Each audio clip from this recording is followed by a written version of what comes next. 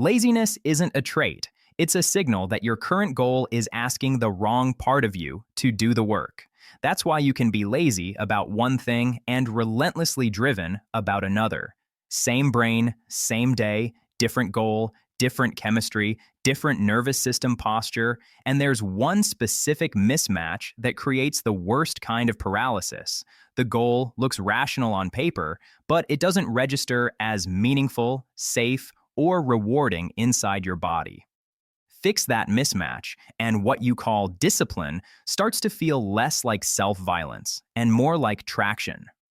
Early in this video, I'm going to give you a quick diagnostic that makes the mismatch obvious. But later, I'll show you the simplest goal translation trick I know, the one that turns "I should do this" goals into "I can start now" goals in under 2 minutes. Most people never learn it, and they keep blaming themselves instead. Here's the clean pattern.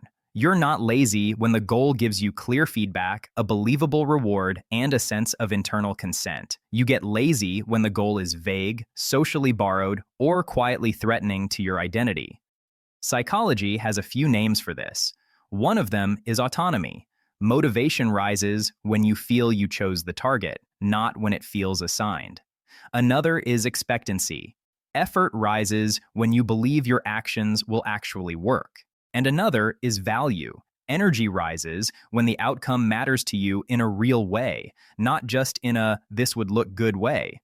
When autonomy, expectancy, or value collapses, the brain does something that looks like laziness from the outside, but is actually efficiency from the inside. It stops investing. Your brain is an investor. It pays attention to return on effort. If the goal is expensive and the payoff is uncertain, it's not going to throw energy at it just because you yell at yourself. This is where people get stuck. They assume motivation is a personality feature, like eye color. But a lot of what we call motivation is simply alignment between the goal and the system that has to carry it. There are at least 3 systems involved. One is your cognitive system: planning, reasoning, lists, long-term thinking. This is the part that says, "This goal makes sense." The second is your reward learning system. It cares about progress signals, novelty, and the feeling of "this is working." If it can't detect movement, it stops releasing drive. The third is your nervous system. It cares about safety cues, not just physical safety, social safety, identity safety, emotional safety. If a goal subtly reads as danger, rejection, shame, failure, loss of status, your system doesn't lean in. It braces, and bracing feels like procrastination. So if you've ever sat there with a plan you want and still couldn't move, that's not you being broken. That's internal systems disagreeing. Most people try to solve this disagreement with pressure. They try to overpower the system. They add harsher self-talk, bigger stakes, more guilt, and it works briefly, the way adrenaline works. It can move you, but it also drains you. Over time, pressure teaches your brain a terrible lesson. This goal hurts. Then the goal becomes a threat cue. Then you avoid it faster. Let's interrupt the usual story with a short vignette. A 28-year-old male marketing coordinator tells himself he's lazy because he can't stick to his build an online business goal. Every evening, he opens his laptop, feels a heavy fog, and somehow ends up watching videos about productivity instead of doing anything productive. But on weekends, he'll spend 3 straight hours helping a friend set up a website, fully engaged, no struggle. That's not laziness. That's a motivation mismatch. His online business goal isn't a goal yet. It's an identity negotiation. It carries risk. What if I try and fail? What if I'm not the kind of person who can do this? What if people judge me? His nervous system reads it as exposure. Helping his friend is clean. Clear task, immediate feedback, social connection, low identity threat. Same skills. Different internal meaning. Now a quick self-test. Don't overthink it. Just notice your immediate answers. When you think about the goal you've been avoiding, do you feel more expanded or more contracted? Do you picture a clear first step, or do you picture a fog of steps? And if you imagine succeeding, do you feel genuine relief? Or do you feel like you'd immediately need a new goal to prove you're still good enough? Those three answers tell you which mismatch you're dealing with. Contraction points to threat or overload, fog points to missing structure and feedback, needing a new goal points to borrowed motivation, chasing a moving standard rather than a real desire. Let's make the core idea sharper. You're lazy with the wrong goals because the wrong goals fail one of these internal requirements. The goal is not owned, it's a should, not a want, even if it's a smart should, even if it's a socially praised should. If the goal mostly comes from other people's expectations, your system resists. Resistance is not always sabotage. Sometimes it's integrity. The goal is not believable. You might want it, but your brain doesn't believe your actions will lead to it. This happens when the goal is too big, too distant, or too dependent on variables you can't control. Your reward system can't detect a reliable path, so it withholds energy. Or the goal is not safe in the nervous system sense. It threatens your identity, your social standing, your sense of competence, or your emotional equilibrium. If chasing the goal means you have to face an old fear, being seen, being judged, being mediocre, your system might choose numbness over movement. Here's the counterintuitive point. Some procrastination is a form of self-protection that's been mislabeled as laziness. When people say, "I'm just lazy," they're often skipping the more honest sentence. "I don't trust this goal," or "I don't know how to do this without suffering," or "I'm scared of what trying would say about me." Once you see that, the whole strategy changes. You stop trying to manufacture motivation out of shame. You start redesigning the goal so your systems can cooperate. Let's talk about borrowed goals, because they're the most common motivation mismatch and the easiest to miss. A borrowed goal usually sounds clean and adult. I should network. I should learn this skill. I should start waking up at 5 a.m. I should lose weight. I should be more productive. None of those are automatically bad. The issue is whether the goal connects to your actual values or whether it's a costume you're wearing to feel acceptable. Borrowed goals create a specific emotional texture. You can imagine the applause, but you can't feel the pull. You can explain why it matters, but you don't feel moved. It's like trying to drive a car by pushing it from the outside. In self-determination theory, motivation is stronger when it's autonomous, competent, and connected. In everyday language, chosen, doable, and meaningful. Borrowed goals tend to fail chosen. They might still be doable and meaningful in theory, but if they feel imposed, the nervous system pushes back. You can see this in small moments. The minute you should yourself, your body tightens. Your breath gets shallow. You start negotiating. You begin looking for loopholes. That's not a moral failure. That's your system refusing to be bullied. Now the second mismatch, the goal is owned, but not structured. This is where intelligent people get trapped. You genuinely care, but you're stuck in abstraction. The goal is too conceptual. Get in shape, become confident, fix my life, grow my business, learn a language. Abstraction is motivationally expensive because it provides no immediate feedback. Your reward system can't taste progress. Without progress taste, motivation starves. This is why people become addicted to planning. Planning creates a temporary sense of control. It feels like progress without the risk of progress. But it doesn't generate the reinforcement your brain needs to keep going. And the third mismatch is the most sensitive. The goal is owned and structured, but it triggers threat. Threat doesn't always feel like fear. Sometimes it feels like tiredness. Sometimes it feels like distraction. Sometimes it feels like a sudden urge to clean your room. Your nervous system is sophisticated. If a goal threatens shame, your system might choose anything else that preserves dignity. There's a common cycle here. You set a goal that would change your status. You can feel the exposure. Your body resists. You interpret the resistance as laziness. You push harder. The goal becomes associated with pressure. Your resistance increases. You push again. Eventually, you give up and feel relieved because you exited a threat state. Then you call that relief proof you're lazy. But what you really did was escape the stress response. This is why you can feel exhausted before you've done anything. The exhaustion isn't from work, it's from internal conflict. So, what do you do with this? You build a motivation compatible goal, not a perfect goal, a compatible one. Compatibility has a surprisingly practical definition. The goal must give your brain frequent, believable wins, and it must be kind to your nervous system. Let's start with the diagnostic you can run today. Think of the goal you keep avoiding and ask, if I keep this exact goal, what does it cost me? Not financially, nervously. Does it cost me my sense of competence because I feel behind? Does it cost me my identity because I'm not sure I'm allowed to want it? Does it cost me social safety because I might be judged? Does it cost me recovery because my life is already overloaded? If the cost is high, your avoidance is predictable. Now ask, what would make this goal feel 20% safer? Not 100%. Not effortless.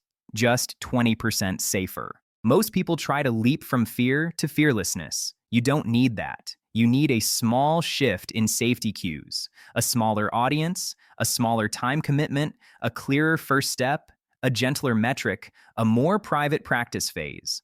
Safety is not softness, it's access. When your system feels safe enough, you can actually use your skills.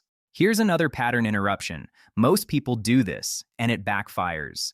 They set a goal at the maximum version of themselves, the version with perfect sleep, perfect focus, zero stress, and endless time. Then they miss the first day, and the goal collapses. The brain learns, I fail.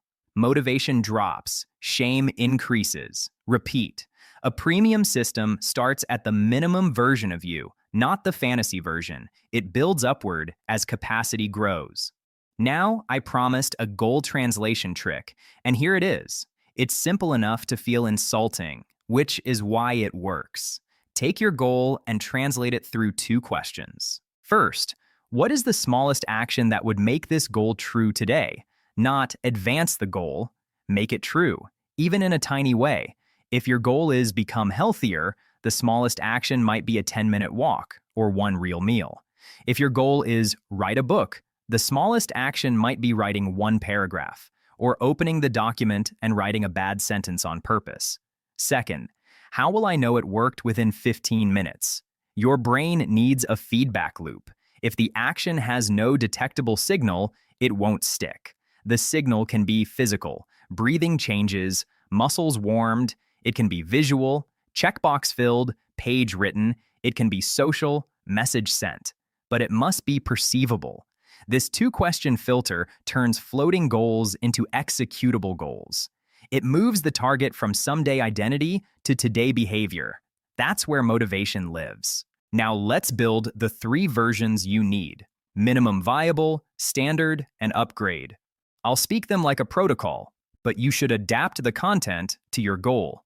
Minimum viable version, 2 to 5 minutes. The point is not productivity. The point is reopening the loop without triggering threat. You choose an action so small, your nervous system doesn't argue. Then you stop while it still feels safe. This is crucial. Stopping early teaches your system, this goal doesn't consume me. It builds trust. If you always go until you're depleted, your system will resist next time. If your goal is studying, minimum viable might be open the notes, read one page, write one sentence summary, then done. If your goal is fitness, it might be put on shoes, stretch, do one set, then done. If your goal is creative work, it might be write 50 words or sketch for 3 minutes, then close it. Standard version, 20 to 45 minutes. This is where you do the real work, but with an engineered feedback loop. You define a clear output. 2 pages of notes, 1 problem set, 1 section drafted, 3 outreach emails, 1 workout circuit.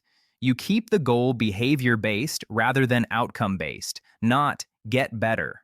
Do the reps? Your reward system knows what to do with reps. Upgrade version, for high performers who want depth, 90 minutes to 2 hours, but only when your recovery supports it. The upgrade is not more grind. The upgrade is better design. pre-commitment, deeper focus, and higher quality feedback. You might use a distraction barrier, phone in another room, single tab work, music that signals focus mode. You might add a review loop at the end, 2 minutes to note what worked, what didn't, and what the next session should start with. High performers don't just do the work, they refine the conditions that make the work easier to repeat. Notice something. None of these versions rely on you becoming a different person overnight. They rely on you matching the goal to your systems. Now let's deal with the identity piece, because many wrong goals are wrong not because they're bad, but because they're not yours yet. Sometimes you do want the goal, but you don't identify with the person who has it. Your brain treats it like pretending. That pretending is exhausting. In psychology, identity change is often driven by repeated evidence, not affirmations. You don't become disciplined by declaring it. You become disciplined by collecting small proofs. I did what I said I would do. Proofs accumulate. Identity updates. So instead of asking, how do I force motivation? Ask, how do I collect proof? Proof requires two things: consistency and a standard you can actually meet. If your standard is too high, you'll fail and collect proof of failure. If your standard is too low, you won't respect it. The sweet spot is a standard that feels almost laughably doable, but still real. This is where people underestimate nervous system language. Your system has a baseline. If your baseline stress is high, poor sleep, chaotic schedule, social pressure, your capacity for self-control is lower. Not because you're weak, but because regulation is a limited resource. When your baseline is overloaded, even good goals can feel wrong. So a sophisticated strategy isn't do more. It's recover more so you can do what matters. If your life is currently maxed out, your first goal might be stabilization, consistent sleep window, a short daily walk, fewer late-night screens, a little more protein and water, a little less frantic multitasking. That's not lowering ambition. That's building the platform ambition stands on. Let's bring in another anonymous vignette. A 33-year-old female nurse wants to start a certification program. She tells herself she's lazy because she keeps delaying enrollment, but her schedule is rotating, her sleep is fragmented, and she's carrying emotional residue from work. Her avoidance isn't laziness. It's her system saying, not with this level of recovery. When she stops moralizing and starts designing, everything changes. She creates a 2-week buffer where the only target is a stable bedtime and 10 minutes of reading per day. No pressure to study, just contact. Once her baseline improves, the certification goal stops feeling like a threat and starts feeling like a challenge. That's what right goals do. They energize you rather than drain you. Now, let's get very practical with the tools that fix motivation mismatch. First tool, the consent check. Say your goal out loud in one sentence, then notice your body. If your chest tightens or your jaw clenches, treat that as data. Ask, what part of me is not consenting? You might hear answers like, I don't want to do it this way. I don't want to be judged. I don't trust myself to finish. I'm already exhausted. That part isn't your enemy. It's giving you design constraints. Respecting constraints is how you build sustainable momentum. Second tool, the control shift. Wrong goals often focus on outcomes you can't directly control. Be successful, get recognized, be liked, hit a certain number. Those outcomes matter, but they're terrible daily targets. Your nervous system can't relax when the score is external. Translate outcome goals into control goals, behaviors you can execute regardless of mood. Publish one thing per week. Apply to 2 roles. Do 20 minutes of skill practice. Have one honest conversation. Control goals reduce helplessness, which increases motivation. Third tool, the friction audit. If you're consistently lazy, look for friction before you look for flaws. Is the first step unclear? That's cognitive friction. Is the environment full of distractions? That's environmental friction. Is the goal emotionally loaded? That's emotional friction. Is the task physically inconvenient? That's physical friction. Then remove one friction point, not 10. 1. Put the book on the pillow, pre-open the document, lay out the gym clothes. Make the first step stupidly easy.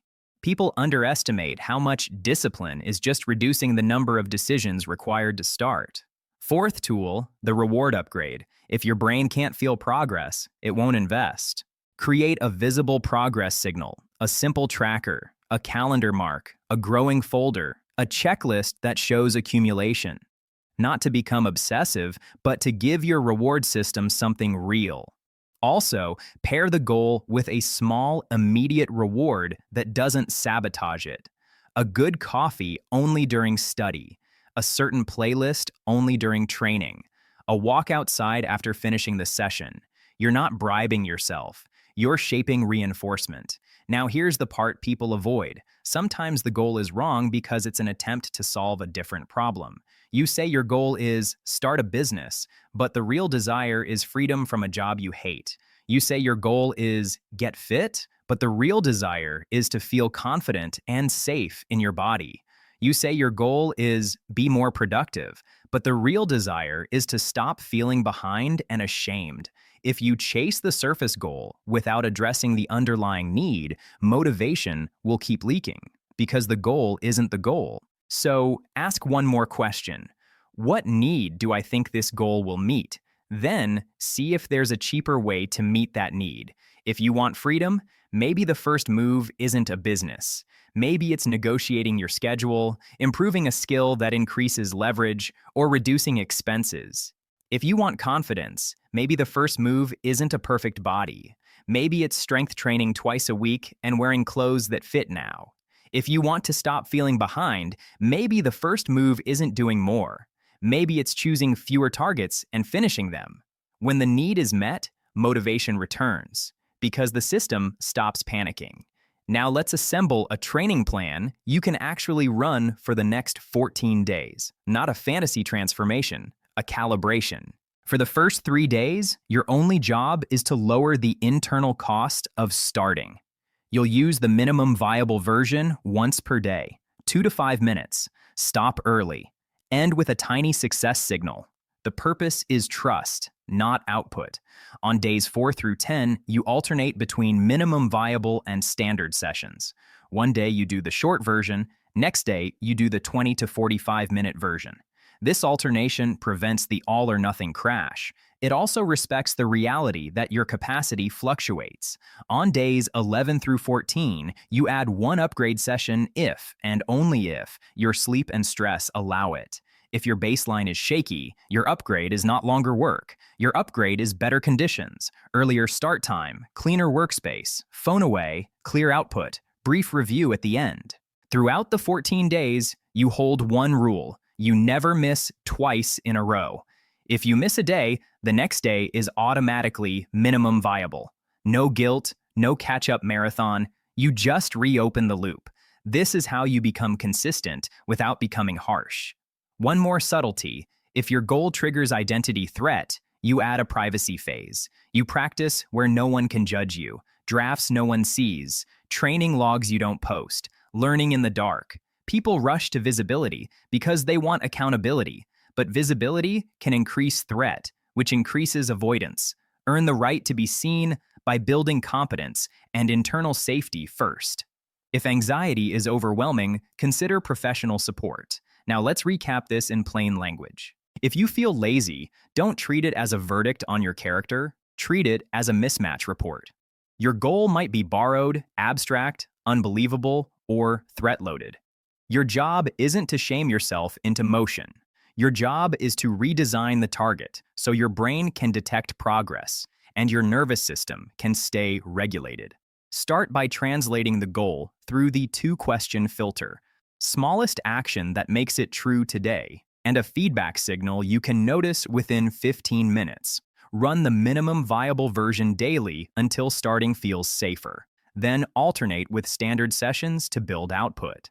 Upgrade only when recovery supports it, and upgrade conditions before you upgrade volume. When you do this, something changes quietly but permanently. You stop identifying as lazy. You start identifying as someone who responds to data, adjusts systems, and follows through without self-punishment. That identity is real discipline, not intensity, not perfect streaks, just repeatable alignment. If you want, leave a comment with the goal you've been calling yourself lazy about and which mismatch you think it is: borrowed, foggy, or threat loaded. I'll read through and I can help you translate it into a version your system will actually cooperate with. The old advice was built for a world where you picked one lane, stayed in it, and slowly became the person who does that. But the future doesn't reward single lane certainty the way it used to. It rewards people who can move across domains without losing credibility.